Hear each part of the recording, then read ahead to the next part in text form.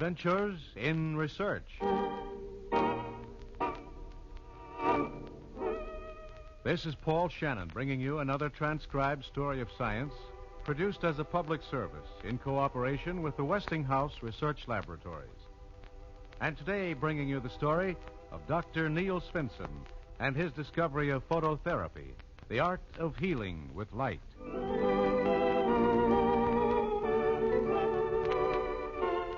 Dr. Fenson's story is another instance in science of success growing out of apparent failure, of strength growing out of weakness.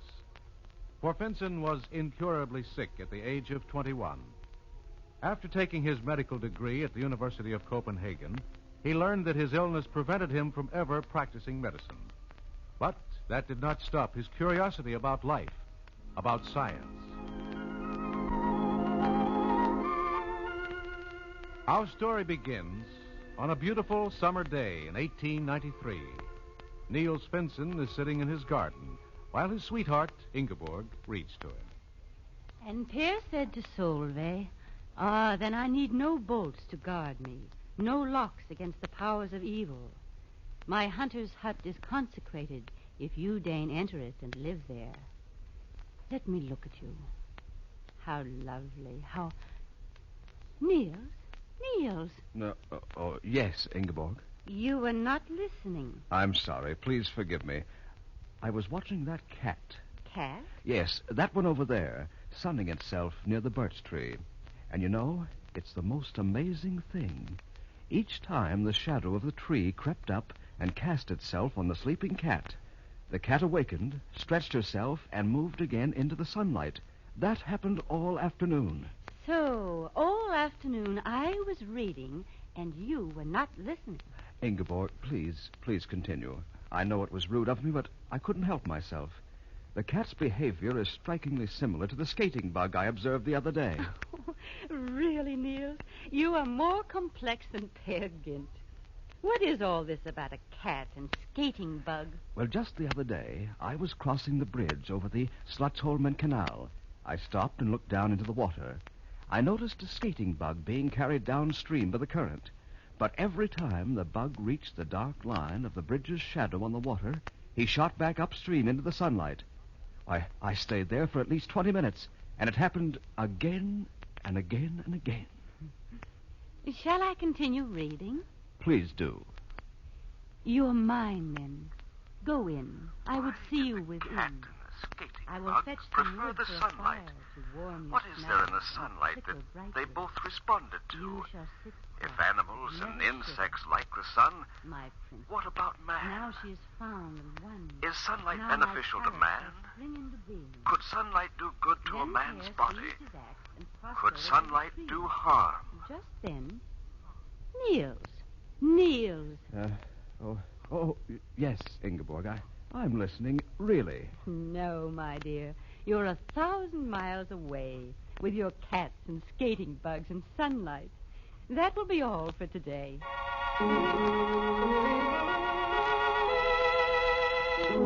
Long before Fenson's simple observation, scientists had analyzed sunlight and broken it up into rays of different colors, rays with different wavelengths that have different effects. But what good were they? Idly at first, Fenson began experiments to find out. He put some earthworms into a wooden box and covered the top half of it with a sheet of red glass and the other half with a sheet of blue glass. Now I'll turn on a light so that the red light and blue light will shine on the earthworms. Good. Now to observe the worm's reaction to the different lights. This is interesting. The worms under the blue lights are moving. Yes, crawling away from the blue light into the red light. But those worms under the red light, they lie still. They seem perfectly content. Now I'll reverse the red and blue glasses. Just as I thought. The worms again crawl away from the blue light to the red light. Why? Why is it that under the blue light, the worms become restless and ill at ease? Finson was aware that red light, which vibrates only half as fast as blue light, was the carrier of heat, and that blue and violet light, the actinic rays, are cold and have power to cause chemical change. Finson lost no time. He went to the medical library to search the records of earlier explorers in this field, but he found very little. However, he did come across a thin little pamphlet, a report of an American Army doctor named Pictou, which was published in 1832. During a smallpox epidemic here in New Orleans, there were so many soldiers stricken at the fort that out of necessity we had to confine many of the sick to a bomb storage room underground. This caused great inconvenience, since the room, being underground, was entirely in darkness. However, it was observed that those soldiers who were kept in the dark recovered sooner and miraculously escaped pitting, the curse of smallpox. Those patients kept in the military hospital took longer to recover and, sad to report, were blemished for life. In a flash, Dr. Finson seized upon the lead. From his experiments with the earthworms, he knew the miracle that had taken place 61 years ago in that dark dungeon in New Orleans. He went immediately to see the chief surgeon of Blegdam Hospital in Copenhagen. But, Dr. Finson, this is ridiculous. On what do you base your claims? Dr. Specht, it isn't ridiculous. It makes sense. Don't you see? To keep smallpox patients from getting scarred, you should eliminate all light. And what does the light have to do with smallpox? It is the light that causes the damage. Now tell me, where do people break out in blisters when they get smallpox? All over. Exactly, all over. And where do these blisters suppurate and scar? On their hands and face. Is that not so? Yes. On their hands and face, just the places exposed to the light.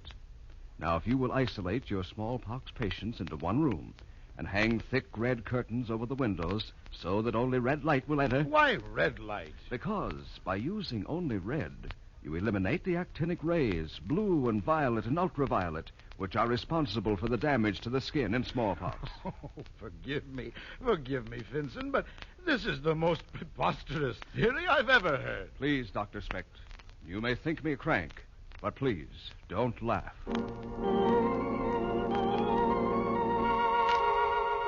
Finson published a paper on his red light therapy for smallpox, and within a month, reports began to come in, attesting the validity of Finson's claims.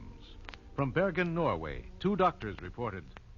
Dr. Lindholm and myself, Dr. Svensson, isolated several of our patients who had broken out into very severe blisters, into dark rooms made red with thick red hangings.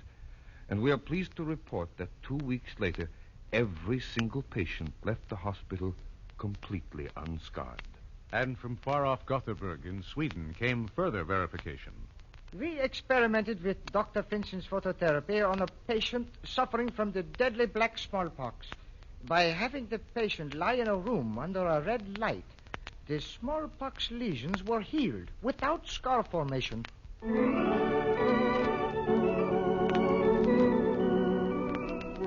Overnight, Finson's name became known around the world. He now turned his scientific curiosity to the blue and violet rays, which were detrimental to smallpox. Surely the blue and violet rays of the sun must be of some use. It is these rays which penetrate deeply enough into the skin to cause painful sunburn. Why, then, should they not be able to kill germs and possibly cure diseases of the skin? I must try this.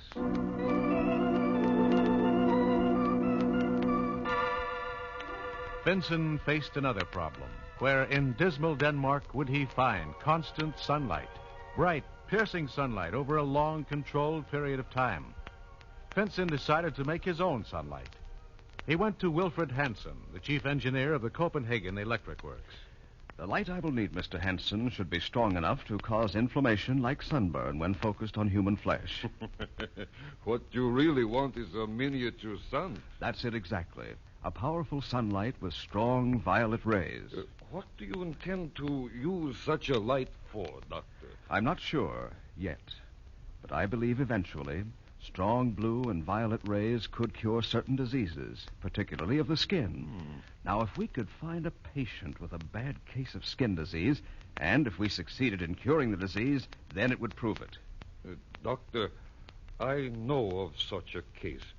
A friend of mine, an engineer, Mogensen. What does he suffer from? Lupus. Tuberculosis of the skin. It's practically incurable, Hansen. So all the doctors have told him. He has had it now for 8 years. He's been operated on 25 times. That poor man's face has been cut, burned with acids, seared with hot irons. They've tried everything. And still it gets worse. Poor Muggenson stays home, ashamed to be seen by anyone. Do you think you could help him, Doctor? Do you? How soon can you get me that light? At the latest, a week. All right. We'll give it a try, Hansen. Perhaps it will work.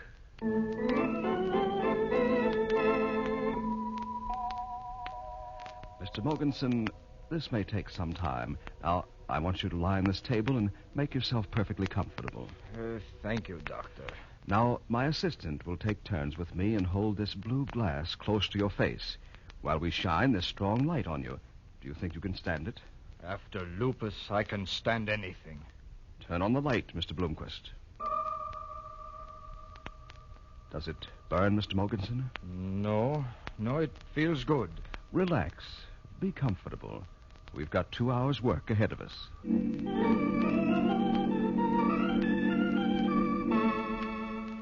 Onto the sore ulcer of Mogensen's cheek, Dr. Finson shot the hot light from the fiery carbon of Hansen's 25-ampere lamp.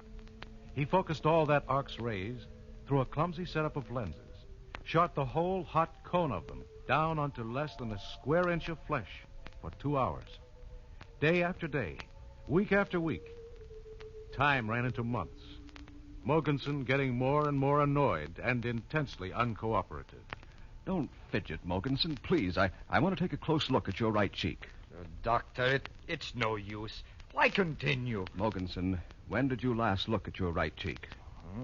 This morning? Here's a mirror. Look, there on the right cheekbone. The ulcer's edge has gotten redder than the last few days and blistered. Yes. Well, look now, man. What do you see? The blister's dried up and fallen off. But now look closely. What do you see? Doctor, is it real? Real skin, Mogensen. New, healthy skin. What do you say to that? Oh, thank God. After 8 years, I'm going to be well again.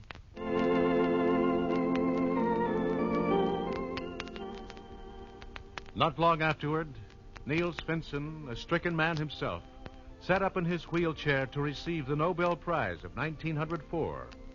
Late that summer, as the autumn mists and fogs blotted out the Danish sun, Finson died, leaving this last testament to the science of phototherapy, for which he had done so much. All that I have accomplished in my experiments with light and all that I've learned with its therapeutic value has come about because I needed sunlight so much myself.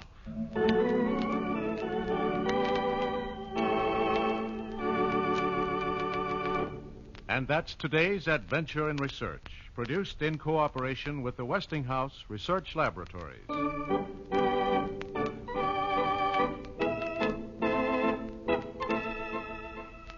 These programs are broadcast to Armed Forces personnel overseas through the facilities of the Armed Forces Radio Service. Join us again next week for another transcribed story of science on Adventures in Research.